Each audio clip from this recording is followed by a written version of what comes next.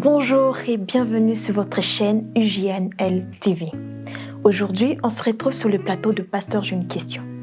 Pasteur J'ai une question est une émission qui vient répondre aux doutes et inquiétudes spirituelles de femmes. Aujourd'hui, nous avons le réel plaisir d'avoir avec nous Maman Brigitte. Bonjour maman. Bonjour. J'espère que vous allez bien. Je vais très bien. Est-ce que vous pouvez vous présenter pendant quelques minutes? Je m'appelle Brigitte Mapendo Mutambala. Je suis chrétienne. Je suis servante du Seigneur. Je suis mère, je suis grand-mère, je suis mariée. Merci beaucoup d'avoir accepté notre invitation. Merci beaucoup de m'avoir invitée. Merci. Dans le livre d'Osée 4:6, la Bible nous dit « Mon peuple périt parce qu'il lui manque de connaissances ». Je suis sûre que vous ne voulez pas faire partie de cette catégorie-là. Chaque jour, nous recevons des questions et la fois dernière, nous avons eu à discuter sur le divorce. Si vous voulez voir l'intégralité de la vidéo, n'hésitez pas à nous suivre sur notre page YouTube. Aujourd'hui encore, nous allons débattre un sujet très intéressant. Alors, maman Brigitte, voilà la question. On est en train de nous dire quoi dire sur la ligature des trompes pour ne plus concevoir. Maman Brigitte, que pouvez-vous nous dire par rapport à ça? Merci beaucoup pour la question. La ligature de trompe est une des méthodes de contraception que les femmes utilisent. Ça veut dire tout simplement qu'on fait une petite intervention chirurgicale qui interdit les ovules et les spermatozoïdes de pouvoir se rencontrer. Donc, quand les ovules arrivent, les spermatozoïdes arrivent, ils ne peuvent pas se rencontrer pour ne pas se féconder. Donc, il n'y aura pas fécondation, il n'y aura pas nidation, donc il n'y aura pas de grossesse parce que l'œuf ne va pas descendre dans l'utérus parce qu'il n'a pas été rencontré par un spermatozoïde. Alors, la question, c'est de savoir est-ce qu'il faut utiliser cette méthode ou ne pas l'utiliser. Et là, j'aimerais l'aborder du point de vue chrétien. Personnellement, toute procédure qui, pour moi, que je considère pour moi comme étant contre nature, je prends ça avec des pincettes. Donc, je ne pourrais pas dire à quelqu'un, voilà, va de ce côté-là. Et une des choses que nous devons retenir, c'est que notre Seigneur, en créant l'être humain, l'a créé de manière très intelligente. Une femme ne peut pas concevoir tous les jours de son cycle. Du 1er au 28, au 28e jour, pour ceux qui ont des cycles de 28 jours, il n'est pas dit que la femme va concevoir. Il y a une période dans laquelle la personne ne peut pas concevoir. Alors, à mon sens, l'une des choses que nous devons faire, c'est de pouvoir nous connaître suffisamment pour savoir quelle est cette période où je ne suis pas fertile et quelle est cette période où je peux être fertile.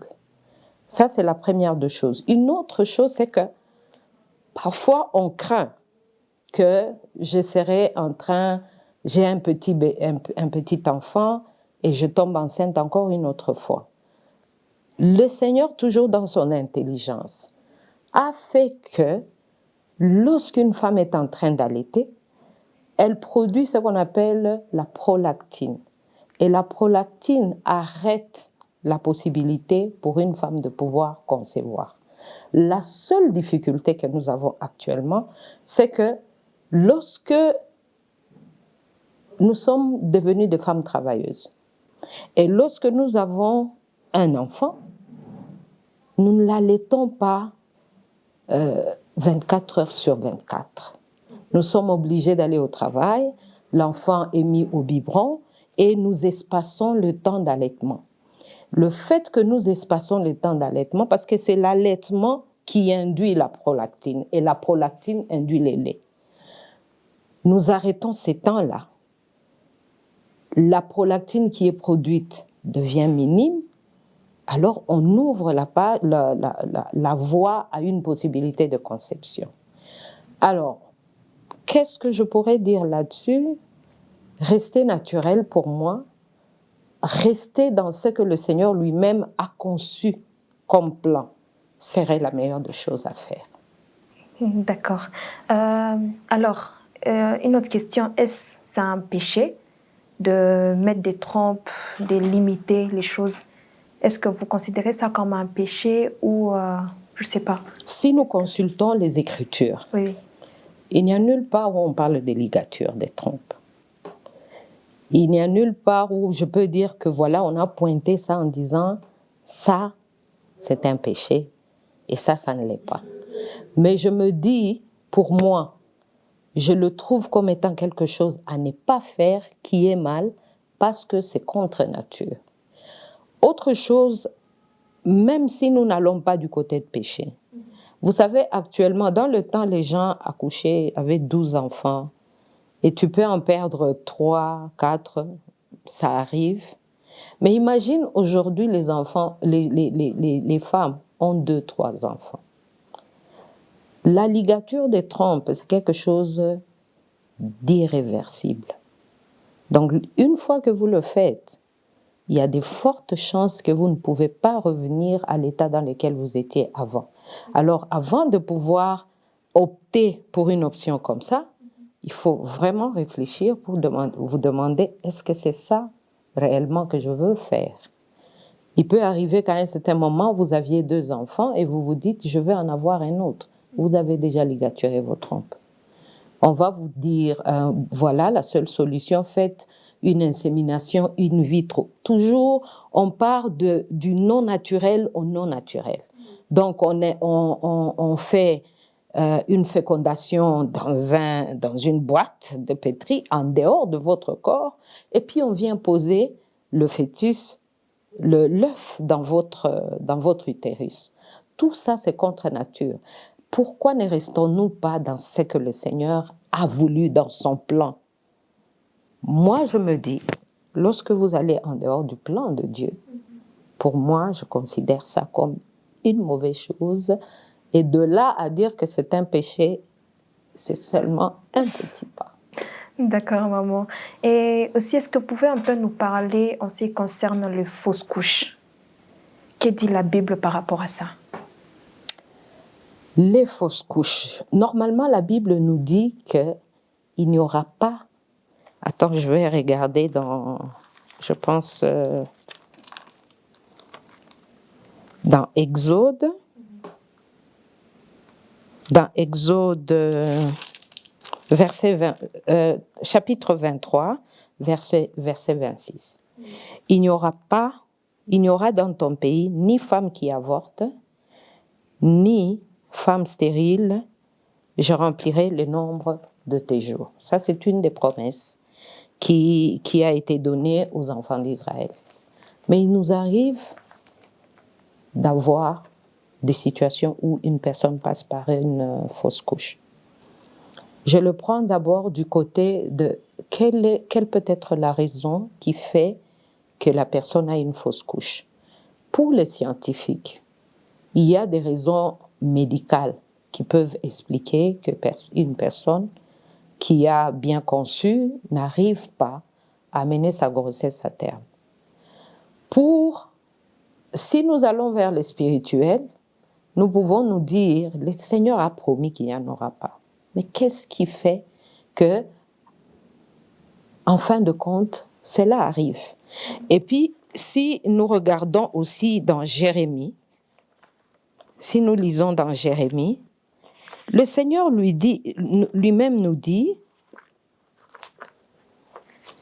qu'il nous a tissés dans le ventre de notre mère et qu'il nous connaissait même avant qu'il ne commence à nous tisser.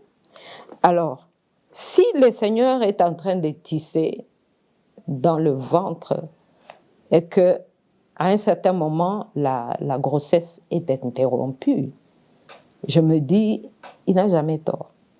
Le Seigneur lui-même qui tissait, il n'a jamais tort. Pourquoi a-t-il accepté que cela puisse arriver? C'est sûr, on ne peut pas le questionner, mais je considère que tout concourt au bien de ceux qui aiment. Mais ça, la personne qui est en train de traverser un tel moment, ce n'est pas le moment d'aller lui dire, tu sais, tout concourt au bien.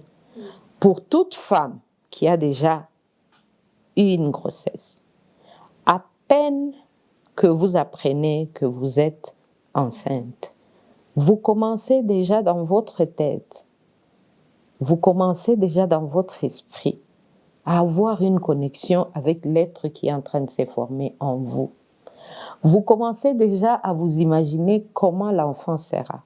Vous commencez déjà vous êtes dans le fantasme. Vous imaginez votre bébé, vous voyez déjà comment vous allez l'allaiter. Vous irez même chez cette personne, la personne a un habit de bébé en train de regarder. C'est-à-dire, la femme se retrouve dans un état psychologique qui, au moment où la fausse couche arrive, il faut vraiment aider cette femme-là. Parce que il n'y a pas de différence pour cette femme de perdre un enfant et de perdre un enfant en devenir, dont l'enfant qui vient. Pour elle, elle a perdu. Et c'est très lourd psychologiquement pour une telle femme. Souvent, ici, chez nous, on n'a pas cette...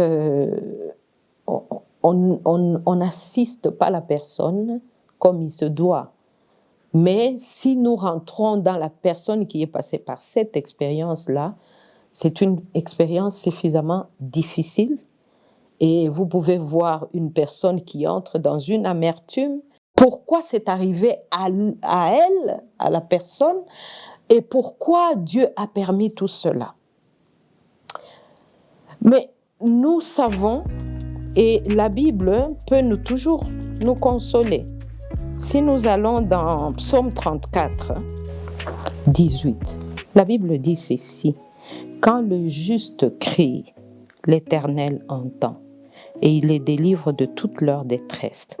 L'Éternel est près de ceux qui ont le cœur brisé, et il sauve ceux qui ont l'esprit dans l'abattement. » Parce que là, nous sommes devant une femme qui est dans l'abattement, et il faut tout simplement soutenir psychiquement cette femme et aussi lui montrer que malgré ça, l'amour du Seigneur demeure et qu'il est tout près de lui et va le soutenir dans cette situation.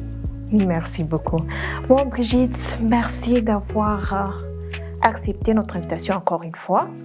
Vous nous avez aidés, vous nous avez instruits aujourd'hui. On espère vous revoir encore à très bientôt. Merci beaucoup. Merci. À la quête de la vérité, les questions sont nos guides. Très chers téléspectateurs, merci de nous avoir suivis jusqu'à la fin et on espère vous revoir à très bientôt.